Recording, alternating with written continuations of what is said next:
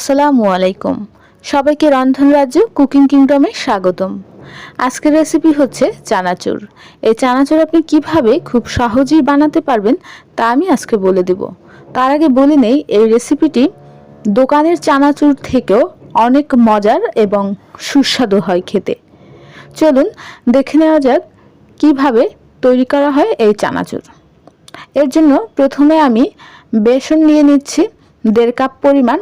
আপনারা যদি বেশি পরিমাণে বানাতে চান সেক্ষেত্রে আপনারা চাইলে বেশি পরিমাণেও বেসনটা নিতে পারেন।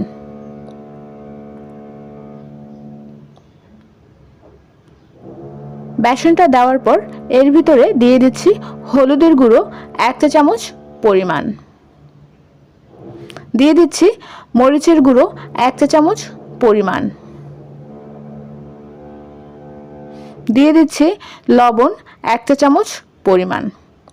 সবগুলো শুকনো উপকরণ দেওয়ার পর হাত দিয়ে এটাকে ভালোভাবে মিশিয়ে নিতে হবে, যাতে কোথাও কোনো বড় দানা না থাকে সে জিনিসটা খেয়াল রাখতে হবে।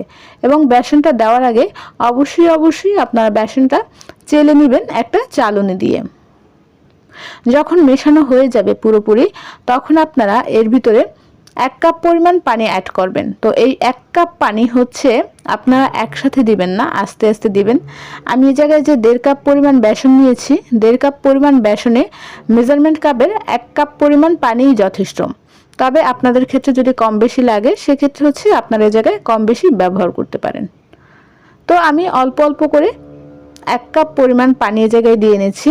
দিয়ে নেওয়ার পর আমি হাত দিয়ে ভালোভাবে মাখিয়ে নিচ্ছি।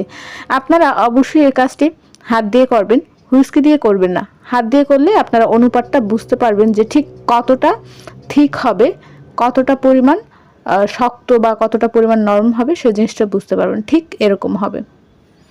এখন আমি এটা পাশে রেখে দেব। এখন আমি একটা গ্লাসের ভিতরে একটা পাইপিং ব্যাগ দিয়ে নিচ্ছি। আপনাদের কাছে যদি এটা না থাকে সেক্ষেত্রে আপনারা চাইলে পলিথিন দিয়েও এই কাজটি করতে পারেন।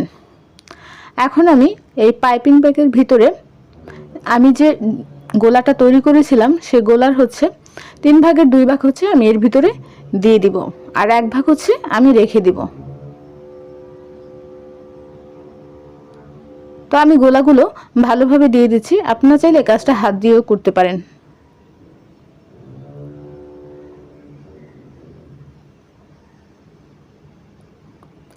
এবার এটাকে ভালোভাবে মুড়িয়ে আলাদা পাশে রেখে দিব। আমি এটার মুখটা পরে কেটে নিব। এখন হচ্ছে এটা আমি সাইড করে রেখে দিব। এবার যে বাকি যে গোলাটা ছিল সেই গোলাটার সাথে আমি 2 টেবিল চামচ পরিমাণ পানি মেশাবো। আপনার এই জায়গায় পানির অনুপাতটা অবশ্যই দেখে দেখে মেশাবেন, না হলে ডোটা অনেকটা পাতলা হয়ে যেতে পারে, আর পাতলা হলে বুন্দিয়াগুলো ঠিকঠাক মতো হবে না। আর এই কাজটা একটু ধৈর্য সহকারে করতে হবে এবং খুব ভালোভাবে হুইস্কি দিয়ে এটা বিট করে নিতে হবে।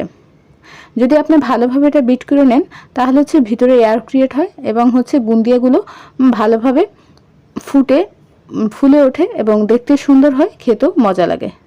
তো আমি কিছু সময় নিয়ে, একটু বেশি সময় নিয়ে আমি এটাকে ভালোভাবে বিট করে নিচ্ছি।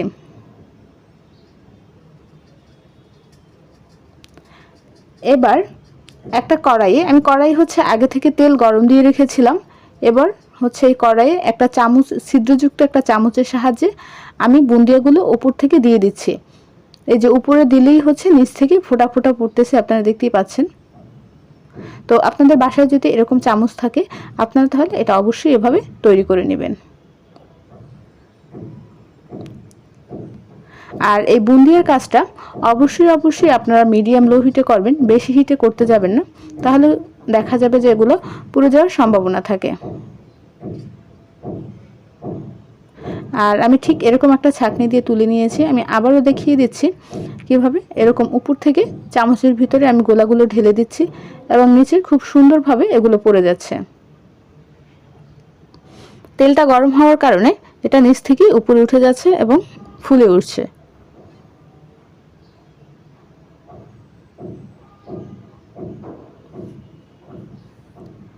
তো এই বুন্দিয়াগুলো যখন একদম গোল্ডেন কালার হয়ে যাবে, একটু লাল লাল হয়ে যাবে, তখনই হচ্ছে আপনারা এটা তুলে ফেলবেন, কেননা এ পর্যায়ে এগুলো হচ্ছে অনেকটা ক্রিস্পি হয়ে যায় এবং এই ক্রিস্পিনেসটাই চানাচুরের ক্ষেত্রে অনেকটা ভালো লাগে খেতে। তো আমি সবগুলো তুলে নিচ্ছি। এবার আমি যে পাইপিং ব্যাগের ভিতরে যে গোলাগুলো ভরে রেখেছিলাম, এবার সেটার পাইপিং ব্যাগের যে এক সাইডের যে মুখ আছে সে মুখটা হচ্ছে আমি অল্প করে কেটে নিব। তার আগে অবশ্যই সামনের দিকটা একটু বেঁধে নিতে হবে, কেননা চাপ লেগে সামনের দিক থেকে গোলাগুলো বের হয়ে যেতে পারে। এই জিনিসটাও আপনাদেরকে খেয়াল রাখতে হবে। আর আপনারা কতটুকু মোটা বা চিকন করতে চান সেই অনুযায়ী হচ্ছে আপনারা পাইপিং ব্যাগের মুখটা কেটে নেবেন। এবার এই গরম তেলের ভিতরে আমি এগুলো ইচ্ছে মতো দিয়ে দিচ্ছি। আপনারা আপনাদের ইচ্ছে মতো এভাবে ঘুরিয়ে পেঁচিয়ে দিতে পারেন। এ জায়গায় কোনো ধারাবাধা নিয়ম নেই যে একদম গোল করে দিতে হবে বা একদম লম্বা করে দিতে হবে, ওরকম না। আপনারা আপনাদের ইচ্ছে মতো দিয়ে দিবেন। তো যখন হচ্ছে এগুলো একটু গোল্ডেন কালার হবে, মানে একটু পোড়া পোড়া হবে, মানে দেখতেই বুঝতে পারবেন, তখন হচ্ছে এগুলোকে উল্টিয়ে পাল্টিয়ে তুলে নিতে হবে।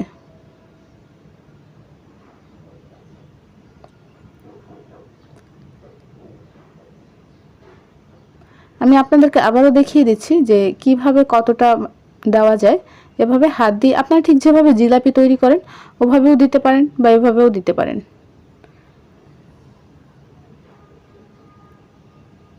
এই কাজটা খুবই ধৈর্য সহকারে করতে হবে। প্রত্যেকটা কাজ মিডিয়াম আঁচে করতে হবে। আপনি যদি বেশি আঁচে করতে চান সেক্ষেত্রে পুড়ে যাওয়ার সম্ভাবনা থাকবে।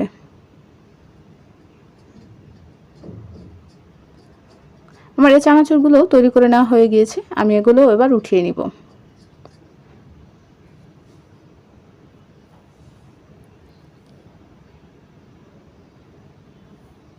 এবার আমি কিছু চিড়া নিয়েছি। এই চিড়াগুলো হচ্ছে আমি আগে থেকে একটু পরিষ্কার করে নিয়েছি, কোনো ভিজিয়ে নেই, কোনো কিছু করিনি।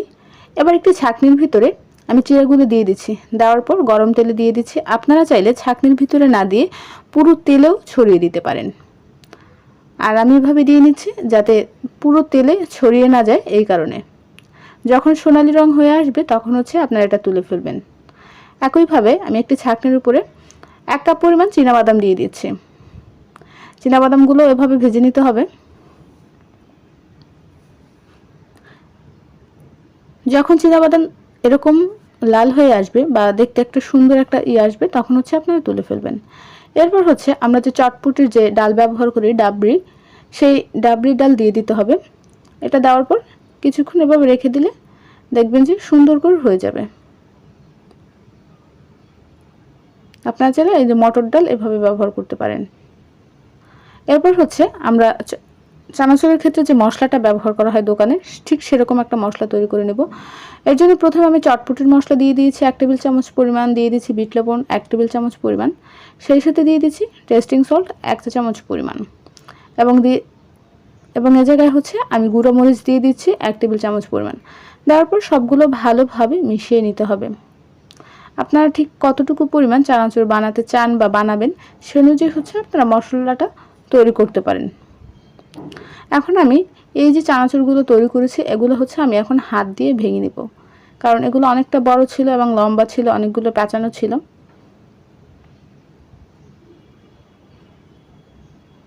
তো এভাবে হচ্ছে আমি হাত দিয়ে ভেঙে নিচ্ছি। হাত দিয়ে ভেঙে নেওয়ার পর আমি এই জায়গায় যে বুন্দিয়াগুলো তৈরি করে রেখেছিলাম সেই বুন্দিয়াগুলো সব দিয়ে দিচ্ছি।